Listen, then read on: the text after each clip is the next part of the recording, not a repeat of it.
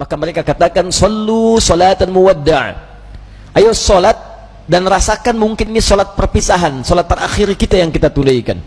Rumus ini diambil di Quran surah kedua Al-Baqarah ayat ke-45 sampai 46. Di ayat 45 Allah memberikan gambaran orang khusyuk. Ya, wasta'inu bis-sabri was-salah wa innaha lakabiratun illa 'alal khashi'in. Kalau Anda punya masalah dalam hidup, kata Allah, jangan mengeluh. Ayo minta solusi kepada Allah. Pertama, terima dengan sabar. Menerima dengan sabar memberikan ketentraman pada jiwa. Minimal jiwa tenang dulu walaupun solusi belum datang. Jiwa yang gelisah hanya akan menghadirkan keresahan dan sikap yang tidak penting, sehingga melahirkan hal-hal yang tidak kondusif. Nah, kata Quran, sabar dulu, terima. Ini ujian. Tidak mungkin Allah menguji seseorang yang tidak sanggup menerimanya. Kaidahnya mengatakan, la yukallifullahu nafsan illa wus'aha. Allah hanya akan menguji seorang hamba kalau dia sanggup menerimanya. Kalau Anda sekarang bawa masalah yang sangat besar, itu hanya Anda yang sanggup, yang lain tidak. Makanya Anda yang diuji, bukan orang lain. Terima dengan sabar, ada pahala di dalamnya. Bukankah Anda ingin dekat dengan Allah? Dekat dengan Allah itu kuncinya kesabaran. Karena itu Allah firmankan, innallaha ma'as sabirin. Quran surah kedua ayat 153. Sabar itu adalah kalimat pembuka ucapan selamat dari malaikat ketika menyambut para ahli surga. Bukankah Anda ingin masuk surga? Maka di Quran surah ke-13 ayat ke-24, malaikat disebutkan dalam Quran menyambut ahli surga pertama kali dengan kalimat sabar. Salamun alaikum bima sabartum fa ni'ma uqbad dar. Selamat ya, Anda sabar saat di dunia. Sabar. Dengan sabar ini Anda bisa masuk surga. Silahkan nikmati tempat yang belum pernah Anda nikmati dan rasakan sebelumnya. Sabar. Dan sabar itu selalu bersanding dengan ujian. Quran surah kedua Al-Baqarah ayat 155. Ya, walanabluwannakum bisyai'in minal khauf wal ju' wa naqsin minal amwal wal anfus wath thamarat wa basyiris sabirin. Setiap yang hidup akan kami uji dengan berbagai persoalan kehidupan, bukan untuk membebani, kata Allah, tapi meningkatkan kualitas kehidupan. Sebab seorang yang tidak diuji tidak akan ketahuan peningkatan kualitas hidupnya. Anak SD yang tidak ujian sulit bagaimana mengukur kapasitas ilmunya untuk layak masuk SMP. Anak SMP yang tidak ikut ujian sulit diukur apakah kualitas keilmuannya bisa enggak masuk dia ke SMA. Demikian dalam hidup, ketika kita diuji, hakikatnya Allah ingin meningkatkan kualitas kehidupan, bukan ingin membebani hidup kita menjadi banyak dengan persoalan. Ada yang gelisah, kata Quran. Ada yang kemudian berkurang harta benda. Ada yang makanannya kemudian belum didapati. Ada yang sakit sampai dengan wafat. Ada yang proyeknya mungkin diambil oleh orang lain. Tapi kata Allah, berbahagialah ketika Anda diuji dengan itu semua. Hal yang Anda lakukan pertama kali adalah sabar. Wa basyiris sabirin, sabar. Tapi yang paling menarik, sabar itu tidak mudah. Tapi ada yang lebih susah dibandingkan dengan sabar, yaitu khusyuk. Khusyuk. Karena itu ketika Allah menyandingkan sabar dengan khusyuk, wasta'inu bis-sabri was-salah. Jika Anda punya masalah, terima dulu dengan sabar, minta tolong lewat salat. Tapi salat tidak mudah, illa 'alal khashi'in, kecuali bagi orang khusyuk. Khusyuk lebih sulit dibandingkan dengan sabar. Ketika Allah sandingkan antara sabar dengan khusyuk dalam salat, maka kata gantinya hanya menunjuk kepada salat. Wa innaha, bukan wa innahu. Ha, dhamirnya muannats. Salat ujungnya ta marbutah, menunjuk pada muannats. Maka kata Allah, menunaikan salat dengan khusyuk itu lebih sulit dibandingkan sabar, sekedar sabar menerima ujian. Kenapa? Dalam sabar kita masih bisa mengingat sesuatu yang ingin kita ingat. Dalam salat yang tidak ingin Anda ingat bisa diingat. Silahkan cek Abu Dawud nomor hadis 857. Ketika Anda bertakbir mengucapkan Allahu Akbar, disitulah kata Nabi, setan akan membisikkan pada jiwa Anda, uzkur kada, uzkur kada. Ibu kalau belum takbir, Bu, biasa aja.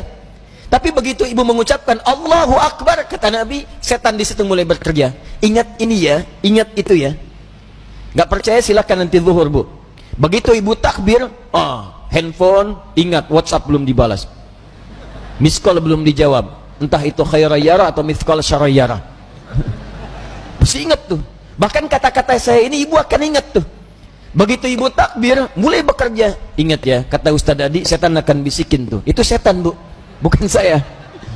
Muncul dia. Ya, hatta la yash'ural musalli kamrak'atan yusalli. Sampai-sampai orang sholat, kata Nabi nih, kalau Nabi bicara pasti akan terbukti. Sampai-sampai orang sholat, ada yang tidak sadar berapa rakaat sedang menunaikan sholatnya. Oh, muncul. Nah, kalau anda ingin khusyuk bagaimana caranya? Ayat 46 yang mengatakan, ini poin kita. Alladzina yadhunnuna annahum mulaqu rabbihim wa annahum ilaihi raji'un. Alladzina yadhunnuna annahum mulaqu rabbihim. Orang salat yang khusyuk itu sudah ketahuan kata Quran dari persiapannya. Dia bersiap untuk menjumpai Rabbnya. Dia sudah punya persiapan menjumpai Rabbnya, Allah yang merawat dia, mengampuni dosanya, menyembuhkan dia saat sakit, memberikan kecukupannya, memaafkan salahnya, mengampuni dosanya, memberikan segala yang dibutuhkan. Maaf, pimpinan perusahaan saja hanya memberikan pada anda bekal kehidupan dari gaji atas pekerjaan yang anda lakukan. Anda sekarang diundang sama pimpinan jam 9 misalnya datang. Bukankah persiapannya luar biasa? Mandi, cari pakaian yang bagus, ya, kemudian mohon maaf sekali, sepatunya pun sampai dibersihkan dulu, rapikan, datang dengan penampilan luar biasa. Nah, orang yang menghadap pencipta pimpinan, pencipta segalanya, Malikul Mulki, menghadap kepada Allah, itu kata Quran kelihatan dari sejak persiapan akan beda dengan yang lain. Jadi kalau menghadap manusia saja sudah bagus, menghadap Allah lain. Ketika tiba panggilan dari masjid, Quran surah ke-7 ayat 31. Ya bani Adam khudhu zinatakum 'inda kulli masjid. Hai anak cucu Adam, kalau sudah tiba panggilan dari masjid maka siapkan penampilan terbaikmu. Orang khusyuk beda. Begitu mendengar kalimat Allahu Akbar, persiapan sudah bagus. Nah, jadi kalau anda sudah merasakan persiapan seperti itu, maka ketahuilah Allah sedang mencintai anda karena sedang meresapkan kekhusyuan dalam jiwa anda. Tapi kalau sebaliknya, dengar azan masih santai. Kok masih santai? Belum qomat. Dengar qomat belum siap-siap. Atau bahkan lebih dahsyat, dengar azan tapi sudah menolak. Allahu Akbar, kecilin volumenya. Wah, ini masalah. Dan kita doakan supaya mendapatkan pencerahan lebih baik, bukan dicela karena mungkin belum siap menerima nilai kebaikan, sehingga doa kita bisa memudahkan itu untuk didapatkan. Begitu cara merespon sesuatu. Jangan selalu keburukan yang terlihat direspon dengan cara yang lebih buruk, tidak. Ya, mencegah kemungkaran bukan dengan cara yang mungkar. Hal yang pertama kita lakukan, tumbuhkan sikap ma'ruf, nilai-nilai kebaikan yang dengan itu kemudian mendapatkan simpati yang lebih baik dari sebelumnya. Anda punya tetangga, tetangganya muslim, laki-laki, beriman kepada Allah. Jarak dia ke masjid cuma 5 meter. Ini masjid, ini rumah dia. Speaker masjid menghadap ke rumahnya begini. Ya. Tapi dengar adzan belum tergerak untuk ke masjid, nggak mau dia ke masjid. Apa hukumnya? Hukum laki-laki beriman yang tidak mau ke masjid, rumahnya dekat dengan masjid. Apa hukumnya? Binasian, bakar rumahnya. Main bakar aja. Sudah, hukumnya ajak dia ke masjid. Paham? Barangkali dititipkan oleh Allah jadi tetangga bapak supaya bapak dapat banyak pahala dari situ. Karena cuma bapak yang bisa ngajak, bukan dititipkan pada tetangga yang lain. Kenapa nggak anda ajak? Tetangga masa gitu? Ya, ajak dia. Ya ajak, doakan di malam hari, ajak di pagi harinya, ayo ke masjid, ayo ke masjid. Begitu dia ke masjid karena ajakan anda, maka setiap dia masuk masjid dan ibadah di masjid, anda mendapatkan bagian dari pahalanya. 2 lafaz hadisnya. Di hadis Muslim hadis 1402, man sanna fil islami sunnatan hasanatan falahu ajruha mithla ajri fa'iliha min ghairi an yankusa min ajriha syai'.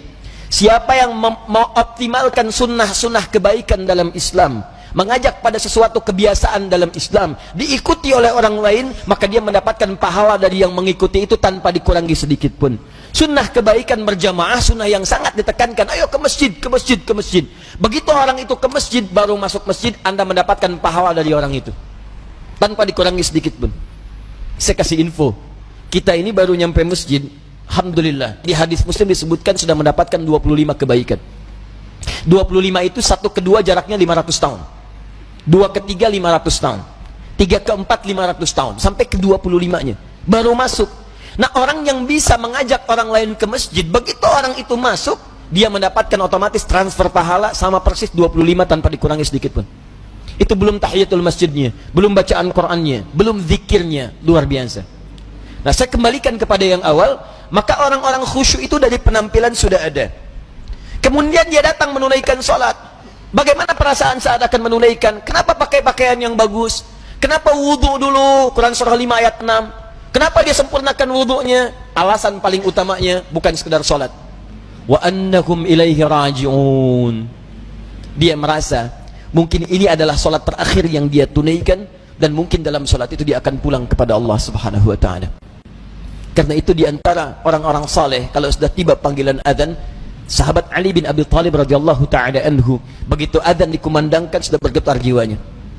Ditanya, lima hakadha ya amiral mu'minin, kenapa perasaan anda demikian ya amiral mu'minin? Kata beliau, tibalah panggilan yang kalaupun terdengar oleh gunung dan yang lainnya mereka akan bergetar karena takut kepada Allah, khawatir tidak bisa menyempurnakan perintahnya. Lalu orang yang zalim ini, yang fakir ini mendengar kalimat itu, maka kuranglah rasanya kepercayaan kalau tidak bergetar mendengar kalimat ini, karena takut saat menunaikan sholat tidak sempurna seperti diinginkan oleh Allah subhanahu wa ta'ala. Abu Bakar ketika mengucapkan takbir Allahu Akbar bergetar tangannya karena khawatir dalam sholatnya tidak sempurna seperti Allah menginginkannya. Dan yang lebih dikhawatirkan dalam ketidaksempurnaan itu, wafatlah ia dipanggil oleh Allah subhanahu wa ta'ala.